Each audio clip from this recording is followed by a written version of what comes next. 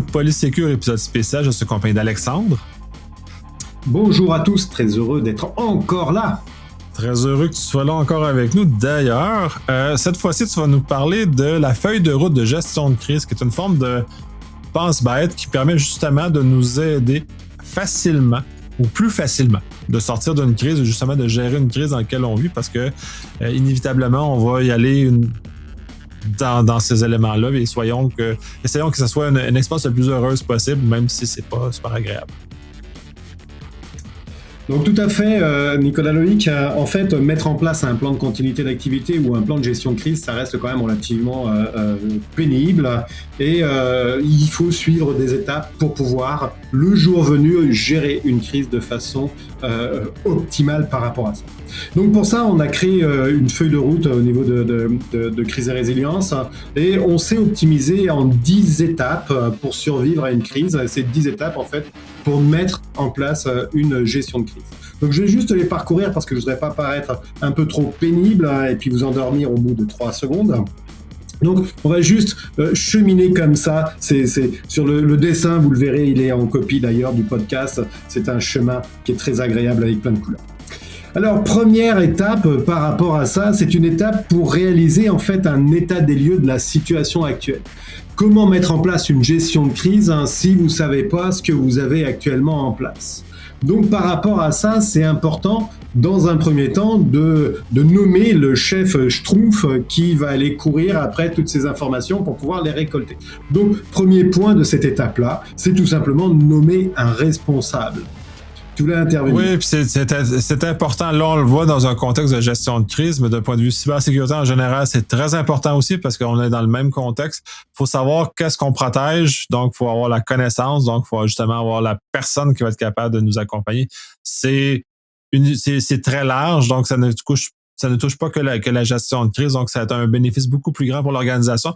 Et pour ceux qui s'intéressent au volet loi 25, protection des renseignements personnels, c'est également dans cet environnement-là aussi, c'est très important d'avoir cette maîtrise-là parce que ça va venir nous mordre inévitablement. Ouais, c'est clair là-dessus. Donc une fois que vous avez nommé votre chef Schtroumpf, votre responsable Schtroumpf, vous allez devoir faire un état des lieux de ce que vous avez sur place. Est-ce que vous avez une gestion de crise? Est-ce que vous avez une gestion des incidents? Est-ce que vous avez des procédures? Comment est-ce que vous avez géré vos incidents dernièrement, etc. Donc tout ça, là, ça va permettre de faire en fait un état de situation. De cet état de situation, on va construire en fait toute la partie. Donc vraiment, la base, c'est cet état des lieux avec ce responsable qui va gérer cet état des lieux. Deuxième, en fait, étape, c'est de démarrer le projet. Une fois que vous avez fait votre état des lieux, vous savez ce qu'il en est, ce vers quoi vous devez arriver. Une des premiers points, justement, dans cette étape, démarrer le projet, c'est d'avoir l'appui de la direction. Sans appui de la direction, je vous le dis tout de suite, c'est pas la peine de passer dans les étapes suivantes. Vous allez ramer pour rien, et puis même les gens dans votre barque vont ramer peut-être dans l'autre sens. Donc, perdez pas votre temps. Donc, obtenir l'appui de la direction. Super vital. Bien évidemment, vous avez défini vos objectifs, vous avez déterminé aussi la structure organisationnelle, parce que le Schtroumpf en chef, il va avoir besoin d'autres Schtroumpfs, le Schtroumpf informatique, le Schtroumpf RH, le Schtroumpf qui gère les sous, le Schtroumpf qui fait la popote, etc. Donc, par rapport à ça, il va falloir regarder un petit peu votre organisation vis-à-vis de ça. Il va falloir je le refais. Il va falloir aussi élaborer un plan de communication. Justement, j'ai buté sur le mot communication, intéressant. Je me demande ce que ça veut dire. Donc, il va falloir parler de votre projet parce que c'est un projet d'entreprise. Il faut que tout le monde y adhère. Si vous faites ça dans votre coin, là, vous risquez d'aller un petit peu vers l'échec. Donc, très important d'avoir une communication sur le projet. Pourquoi est-ce que vous mettez ça en place et pourquoi est-ce que vous l'avez mis en place en fonction de ce qui s'est passé par rapport à avant, etc., etc. L'implication de tout le monde. Tout ça, il faut amener un plaisir par rapport à ça. Il va falloir aussi définir une gestion documentaire et puis, bien évidemment, rédiger un plan de projet qui, généralement, n'est jamais rédigé puisqu'on va directement à l'arrache. Ça dépend des entreprises, mais les petites, ça va être à l'arrache. On va y aller parce qu'on n'a pas de temps de niaiser avec des conduites de projet. Et pour les grosses entreprises, on va passer plusieurs mois à faire un plan de projet. Ça va terminer notre deuxième étape, démarrer le projet. Normalement, une fois que vous avez ça, là, vous êtes en phase de pouvoir démarrer. Ensuite de ça, troisième étape, ça va être définir les besoins en gestion de crise. Définir qu'est-ce qu'une crise pour l'entreprise. Parce qu'une crise, ça va dépendre pour une entreprise versus une autre. Chez Danone, quand les yaourts sont périmés et puis que les gens mangent des yaourts périmés et qu'ils vont à l'hôpital, on peut considérer que c'est quand même plutôt une crise ou qu'ils ont de la salmonellose. Donc, il va falloir déterminer ce genre de choses-là par rapport à ça. Qu'est-ce qu'une crise? Qu'est-ce qu'un incident? Quand un toaster brûle, on est plus proche de l'incident. Quand c'est la maison qui brûle, on est plus près d'une crise. Et puis une crise, est-ce que ça peut être une crise sous-jacente qui vient tranquillement à petits pas de loup, ou est-ce que c'est carrément les tours du 11 septembre qui s'écroulent? Il va falloir le déterminer pour qu'on sache bien qu'est-ce que c'est qu'une crise dans une entreprise et puis que tout le monde ait la notion de ça, c'est un incident, ça, c'est une crise. Il va falloir aussi cartographier vos risques par rapport à ça. Les risques chez Danone ne sont pas les mêmes que les risques chez Alouette. Donc, c'est pas exactement la même chose, ça va pas être les mêmes risques. Donc, il va falloir les déterminer. Dans une pharmacie, c'est autre chose que dans un vendeur d'épicerie. Ensuite de ça, déterminer les scénarios de crise. Qu'est-ce que vous voulez travailler comme scénario de crise? Il y en a tellement. Quand vous allez faire votre liste de risques, vous allez voir tous les risques que vous avez. Il va falloir travailler des scénarios de crise. Le scénario de crise, généralement, c'est assez facile au final. C'est je subis une indisponibilité informatique, je subis une indisponibilité de mon bâtiment administratif, je subis une indisponibilité de mes personnels clés, je subis une indisponibilité de mon fournisseur. Peu importe comment cette indisponibilité est arrivée, ça va vous faire 4 grands scénarios sur lesquels vous allez pouvoir préparer une gestion de crise. En priorité, je vous conseille franchement la gestion de crise cyber parce que c'est ce qui risque de vous arriver plus facilement qu'une chute de météorite dans le jardin de votre entreprise. On arrive sur quatrième étape, ça va plutôt assez vite, élaborer une stratégie de gestion de crise, donc définir les dispositifs de gestion de crise en matière d'organisation de crise, qui c'est que vous allez mettre autour de votre table, est-ce que vous allez avoir un comité de crise opérationnel, un décisionnel, est-ce que vous allez avoir un seul comité par rapport à ça, les processus d'escalade, de détection déjà, d'escalade, d'activation des comités de crise, de gestion de cette crise, de sortie de la gestion de crise, etc. Les moyens. Est-ce que vous allez mettre des moyens où est-ce que vous allez faire cette gestion de crise? Est-ce que quelqu'un a pensé à acheter des cacahuètes et des bonbons et des sodas pour la gestion de crise? Très important. Les aspects logistiques, déménagement des personnels, hébergement, plateau repas, etc. Et puis, il va falloir aussi définir une stratégie de communication pendant la crise. Vous l'avez vu dans tous les podcasts, quand on fait pas mal les autopsies, là, il y a souvent la communication de crise qui revient. Et franchement, on a des champions du monde en termes de communication de crise. Les premiers champions du monde, c'est quand ils disent « surtout, vous inquiétez pas, on a juste un petit problème technique, 3 fois rien ». Et puis qui, 24 heures après, vous dit « on est désolé, toutes vos données ont été piquées, ont été volées, et puis on a tout perdu. » Voilà, c'est terrible. Et ben pour ça, il va falloir communiquer sérieusement parce que sinon, vous allez vraiment vous faire rigoler. La communication, c'est la face visible de l'iceberg. C'est celle qu'on va voir, qu'on va focaliser. Par contre, tout ce qui est en dessous de cette face visible, c'est tous les petits bras qui vont pousser les wagonnets au fond des mines, qui vont faire en sorte que justement, ça avance. Donc, la communication de crise, super, super important. Ça termine mon étape 4. Oui, Nicolas Loïc. Non, ça va, de toute façon, pas la communication, ça c'est faut que ça soit planifié parce que justement, on est dans un cas où on l'a analysé largement, c'est jamais le point le plus déficient qu'on peut remarquer dans la plupart des crises qui nous ont été données d'analyser ensemble. Alors, les 4 premières étapes, c'était la partie réalisation. Là, je vais vous parler de 3 étapes, la partie préparation, excusez-moi, je vais vous parler de 3 étapes qui sont la réalisation en tant que telle. Donc, la 5e étape, c'est mettre en place le dispositif. Donc, c'est faire en sorte que votre dispositif, ils aient une salle de repli, qu'ils aient bien les cacahuètes qui soient dans le bon bol. Et puis, il va falloir suivre l'évolution de toute la mise en place, en fait, de tout ce que vous avez dessiné sur les 4 précédentes étapes. Donc ça, très important, va être le cœur de votre projet, la mise en œuvre vraiment de la gestion de crise. Pour que cette mise en œuvre, elle fonctionne bien, ça va être la 6e étape, ça va être la rédaction de différents plans de gestion de crise.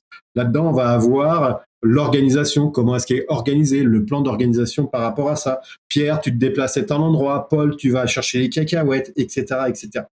Il va falloir aussi documenter chaque processus, très important.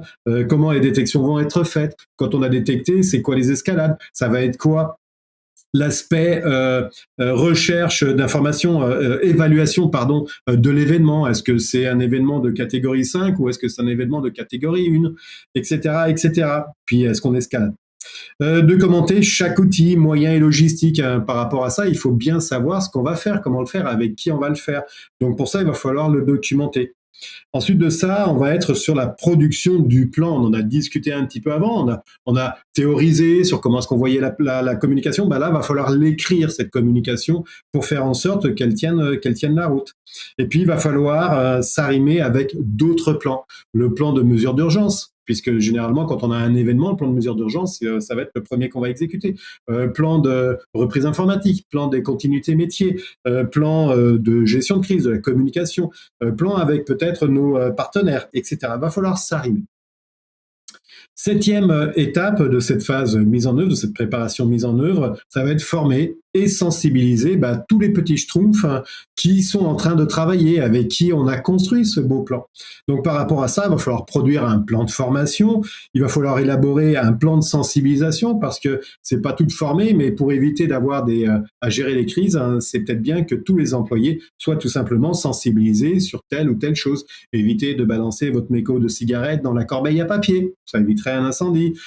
Évitez de donner votre password à votre grand-mère, genre comme ça, d'accord? Donc très important, ça, la sensibilisation, c'est pareil que la communication, là, il faut être sûr là-dessus. Et puis évaluer les résultats de la formation et sensibilisation, parce qu'on ne fait pas des formations pour faire des formations et emmerder tout le monde, ni même des sensibilisations pour dire qu'on fait des sensibilisations. Il faut évaluer. Et donc par rapport à ça, on peut faire des petits exercices, envoyer des petites clés USB traînées sur des tables de café, ce genre de choses-là, avec des trucs comme ça, envoyer des courriels qui permettent d'aller chercher les renseignements. J'ai oublié le terme de type d'attaque qu'on fait comme ça. Donc tout ce genre d'exercice-là, on peut le faire. Faites-le avec parcimonie, parce qu'il y a certaines équipes qui ne les acceptent pas beaucoup. Il y a eu quelques scandales sur justement des envois de courriels qui ont été peut-être un petit peu abusifs. Ouais, il faut être prudent sur la façon que c'est fait, surtout pour le phishing dans ce cas-ci, parce que justement, c'est le mot que je cherchais. Oui, faut pas abîmer la sensibilité des gens pour rien, parce que c'est pas ça l'objectif, parce que là, on n'aura pas leur adhésion. Le but, c'est d'avoir leur adhésion. Il y a des stratégies à le faire. Là, c'est pas ça des choses de communication. C'est sûr, il y a toujours les exercices eux-mêmes d'amener le tabletop, les exercices simulés, qui est un bon à petite échelle. Là. J'aime bien l'idée de le faire à petite échelle, comme tu le mentionnes, justement pour que ça rentre, parce que c'est beau de l'avoir, se le faire dire. L'exécuter facilite l'absorption de nouvelles informations, de le mettre en pratique et de l'exécuter est jamais une façon pour améliorer la compréhension des gens et justement l'adhésion aux nouvelles stratégies, puis justement les amener à progresser et à mieux maîtriser ces éléments-là, parce que quand la vraie crise va arriver, c'est très important qu'ils soient capables d'agir avec efficacité. Ça va nous amener, une fois qu'on a fait la réalisation, ça va nous amener sur justement la qualification, la validation, parce que si on met en place un plan de gestion de crise, si on crée tout ça, là, c'est pas juste pour qu'on le tablette. Même si souvent, dans certaines entreprises, je vois mes plans de gestion de crise tablettés, ce qui me fend le cœur et fait augmenter les actions de Kleenex. Et je sais pas si on va être payé à un moment ou à un autre par Kleenex, mais je pense qu'il devrait quand même... Oui, puis je pense que je vais acheter des actions de Kleenex. Je sais comment ça... ça va devenir intéressant. Je pense qu'il y a de l'argent à faire de ce côté-là. Je pense aussi. OK, donc il faut valider en fait notre plan de gestion de crise. Alors donc l'étape 8, ça va être s'entraîner et tester. Alors on entraîne des personnes, on teste des matériels. On ne teste pas des personnes et on n'entraîne pas des matériels. C'est très important parce que pour les susceptibilités de chacun, je ne suis pas testé, je suis entraîné. C'est très important, je suis un être humain, pas une machine. Donc, par rapport à ça, s'entraîner, tester, ça va être définir un programme d'exercice. On fait des exercices de table, on y va de façon très très progressive. D'ailleurs, on pourrait faire un podcast rien que là-dessus. C'est super excitant comme information là-dessus. Les simulations, c'est du jeu, c'est du wargame, c'est fabuleux. Je m'entraîne, je vais revenir sur mes pas. Donc, définir un programme d'exercice très important par rapport à ça, savoir qu'est-ce qu'on va vouloir tester, quand est-ce qu'on va vouloir tester, la façon de faire progressive, et puis faire un plan triennal par rapport à ça. Et puis, le truc le plus excitant, une fois qu'on a fait le programme d'exercice, eh ben, c'est de réaliser ces exercices-là. C'est de simuler des crises, de foutre du feu dans les corbeilles en papier, d'attaquer notre entreprise et de voir comment est-ce que tout ça, on peut gérer tout ça. C'est super excitant, mais il faut en faire de façon régulière par rapport à ça et progressive. Et les simulations, moi j'adore en faire, c'est vraiment fabuleux par rapport à ça. Donc on s'entraîne, on teste. Neuvième étape, pour ceux qui ne sont pas encore endormis, neuvième étape, contrôler et gérer contrôler sa gestion de crise, justement. Eh ben, une fois qu'on a fait une gestion de crise, si on l'a pas tablettée, ben, il faut la gérer, il faut la maintenir, cette gestion de crise. Il faut l'auditer, en fait, cette gestion de crise. C'est pour ça que, régulièrement, en plus des exercices, bah, faites faire des audits sur votre gestion de crise par des experts qui sont assermentés par rapport à ça, des ISO quelque chose, qui pourront estimer, valider votre gestion de crise et puis faire en sorte de regarder si vous êtes toujours dans la bonne tendance et puis que vous ne traînez pas avec un vieux gestion de crise qui n'est plus à jour. Et puis on va finir avec la 10e étape, c'est l'amélioration de la gestion de crise.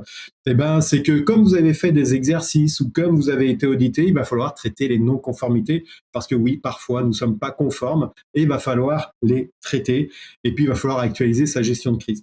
Cette 10e étape, on la retrouve généralement dans la gestion de crise en tant que telle une fois qu'on l'a vécue et on en avait parlé dans un autre podcast sur le fait de eh ben, il faut actualiser ces procédures après une crise. Après qu'on ait vécu quelque chose, il y a des procédures qui ont été bonnes, il y a des procédures qui ont été moins bonnes, bah, faites en sorte de les actualiser.